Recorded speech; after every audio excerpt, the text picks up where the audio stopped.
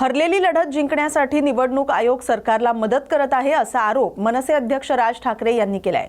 काल सायंकाळी 5 वाजता प्रचार संपला। प्रचारानंतर दुसरा दिवस हा पूर्णपणे रिकामा ठेवणं आणि त्यानंतर मतदान होणं ही आतापर्यंतची प्रथा होती। मात्र सध्याचे सरकारला जे हवं आहे ते साध्य करण्यासाठी निवडणूक आयोग काम करत असल्याचा आरोप केला जातोय। काल अचानक नवीन अधिसूचना काढण्यात आले। आज मतदानाच्या आदल्या दिवशी सायंकाळी 5 वाजेपर्यंत मतदारांना भेटण्याची परवानगी देण्यात आली। ही नवी पद्धत कशी आणि कुठून आली याची कोणालाही स्पष्ट माहिती नाही।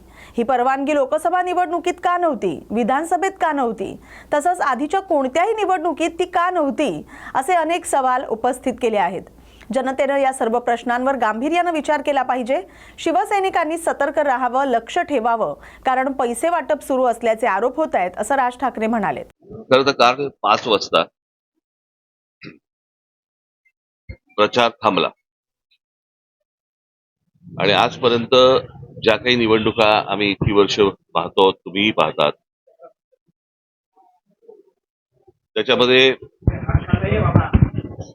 निवडणुकीचा प्रचार 5 वाजता संपल्यानंतर दुसरा दिवस रिकामा आणि त्याच्यानंतरच्या दुसऱ्या दिवशी मतदान, हे आतापर्यंतच्या निवडणुकीची प्रथा ही आजपर्यंत होती। या सरकारला काय हवंय याच्यासाठी म्हणून निवडणूक आयोग जे काही काम करते, याच्यामध्ये काल त्यांनी एक नवीन नोटिफिकेशन काढलं की आज मतदानाच्या आदल्या दिवशी तुम्ही 5 वाजेपर्यंत मतदारांना भेटू शकता। ही नवीन प्रथा, नवीन पद्धत कशी काय आली आणि कुठून आली ही काही कल्पना नाही। आणि आजच कशी अचानक आली, जी विधानसभेला का नव्हती, जी लोकसभेला का नव्हती, जी अगोदरच्या कुठच्याही निवडणुकांना का नव्हती, ही आत्ता कशासाठी आली। आणि त्याच्यात त्यांनी सांगितलं की तुम्ही मतदारांना जाऊन भेटू शकता, पण पत्रकं वाटू शकत नाही। मग कदाचित पैसे वाटू शकता असं त्यांना म्हणायचं असेल। ही मुळात मुभा मिळाली का, दिली का आणि हा कायदा बदलला का, हे नव्याने या सगळ्या गोष्टी ज्या आणल्या जात आहेत ह्या कशासाठी आणल्या जात आहेत। त्याच्यातली अजून एक दुसरी गोष्ट, आता त्यांनी एक काहीतरी पाडू नावाचं एक काहीतरी मशीन आणलंय, प्रिंटिंग ऑक्झिलरी डिस्प्ले युनिट। हे कोणत्याही राजकीय पक्षाला सांगितलेलं नाही, कोणत्याही राजकीय पक्षाला दाखवलेलं नाहीये। मला असं वाटतं आता उद्धव ठाकरेंच्या पत्रावरती निवडणूक आयोगाला हे पत्र गेलेलं आहे की हे तुम्ही आम्हाला कधी दाखवलं नाही, हे नवीन काय युनिट आणलंय तुम्ही, हे लोकांनाही माहिती नाही, जनतेलाही माहिती नाही। आणि हे नव्याने तुम्ही आता हे ईव्हीएम मशीनला लावणार आहात, हे काय मशीन आहे, म्हणजे हे दाखवावं, सांगावं इथपर्यंत पण गेलेले नाहीयेत निवडणूक आयोग। जे त्यांना हवंय ते करतायत, ते वाघमारे ह्याच्यावरती उत्तर द्यायला तयार नाहीयेत। अर्थात आताच्या सरकारने हा वाघ कधीच मारून टाकलाय, त्याच्यामुळे त्यांच्याकडनं काही अपेक्षा नाहीयेत। परंतु ही कोणती प्रथा आणि हे कोणत्या गोष्टी या महाराष्ट्रामध्ये चालू आहेत आणि निवडणुकीच्या तोंडावरती रोजच्या रोज हे कायदे बदलतायत, हा काय प्रकार आहे। मला असं वाटतं की पत्रकार म्हणून तुम्ही देखील ह्या गोष्टींचे प्रश्न त्यांना विचारले पाहिजेत, जनतेने पण विचारले पाहिजेत की हा काय प्रकार सुरू आहे तो। आणि म्हणजे सरकारला जी गोष्ट हवी आहे ती गोष्ट करून देण्यासाठी म्हणून निवडणूक आयोग आहे का, त्यांना ज्या काही सुविधा हव्या आहेत आता सरकारला त्याच्यासाठी म्हणून आता निवडणूक आयोग काम करतोय का, हा आमचा सगळ्यात महत्वाचा प्रश्न आहे। आमच्या दोन्ही पक्षाच्या, सर्वच इतर राजकीय पक्षांच्या, माझे सहकारी जे काम करणारे आमचे सगळे जेवढे सहकारी आहेत, शिवसैनिक आहेत, महाराष्ट्र सैनिक आहेत, या सगळ्यांना आम्हाला सांगायचे की सतर्क राहा, की तुम्ही आपल्या विभागामध्ये, आपल्या बूथवरती कोणकोणत्या गोष्टी चालू आहेत ह्याच्यावरती तुमचं लक्ष असलं पाहिजे। हे आता जे सत्ताधारी पक्ष आहेत ह्यांचे जे उमेदवार जे लोकांकडे जात आहेत त्यांच्यावरती लक्ष ठेवा, हे कुठे काय पैसे वाटतायत। कारण आता अनेक रील्स ही आता बाहेर आलेली आहेत, तुमच्या मार्फतही अनेक गोष्टी बाहेर आलेल्या आहेत की याच्यामध्ये कशा प्रकारे पैसे वाटले जात आहेत। भारतीय जनता पक्षाच्या आणि शिंदेच्या त्या पॅम्पलेटच्या आतमध्ये 5-5 हजार रुपये टाकून ते पैसे वाटले जात आहेत। त्यातल्या आनंदाच्या अनेक काही गोष्टी आहेत की ज्याच्यामध्ये लोक नाकारतात पण आहेत, ही पण एक आनंदाची गोष्ट आहे। परंतु या सगळ्या गोष्टींसाठी हारलेली गोष्ट पुन्हा जिंकण्यासाठी म्हणून निवडणूक आयोग सरकारला मदत करतंय, हे हा आमचा निश्चित आरोप आहे निवडणूक आयोगावरती।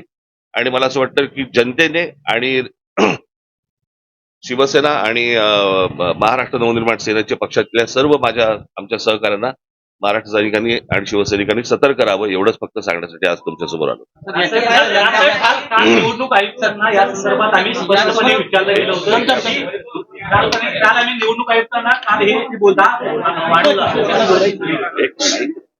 तुम्ही कॅमेरामन जर गप्प बसलात तर बरं होईल.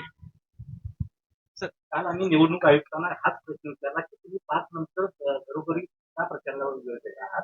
वारंवार विचारला गेल्यानंतर तर त्यांनी कुठल्याही प्रकारचं उत्तर देण्यात आलं होतं. परंतु शेवटी त्यांनी सांगितलं की हा जुनाच नियम आहे आणि आम्ही आता तो नाही पण या निवडणुकीला का, ही गोष्ट विधानसभेला का नाही, ही गोष्ट लोकसभेला का नाही आली? या निवडणुकीला असं काय वाटलं की तो जुना नियम परत बाहेर काढावा? ईव्हीएम पण जुनी आहेत आणि हे जे काय नवीन मशीन आणतायत त्याच्यावरती त्यांचं असं म्हणणं आहे की ती ईव्हीएमची मशीन जुनी झाली आहेत म्हणून आम्ही त्याला एक युनिट लावतोय. इमर्जन्सी वापरलंय. इमर्जन्सी जी काय मशीन्स आहेत ती आम्हाला कोणाला माहिती पण नाहीये, तुम्हालाही माहिती नाहीये, लोकांनाही माहिती नाहीये हे काय आहेत ती मशीन्स. म्हणजे काय प्रकारचं राजकारण महाराष्ट्रामध्ये सुरू आहे आणि काय प्रकारच्या निवडणुका महाराष्ट्रामध्ये सुरू आहे. मला असं वाटतं की ही गोष्ट सर्वांनी लक्षात घेण्यासारखी आहे, घेतली पाहिजे आणि आमच्या लोकांनी सतर्क राहावं एवढंच फक्त मला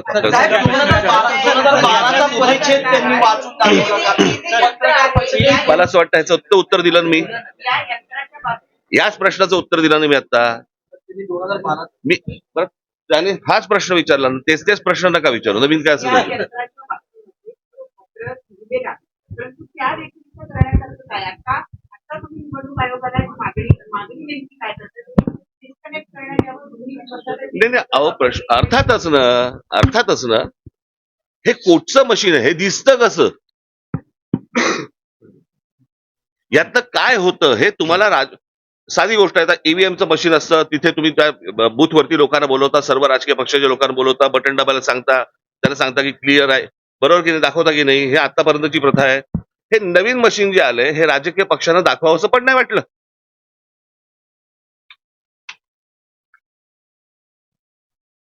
ह्याच्यामधनं गडबड होणार नाही परत मतदानामध्ये, ह्याची गॅरंटी कोणी घ्यायची?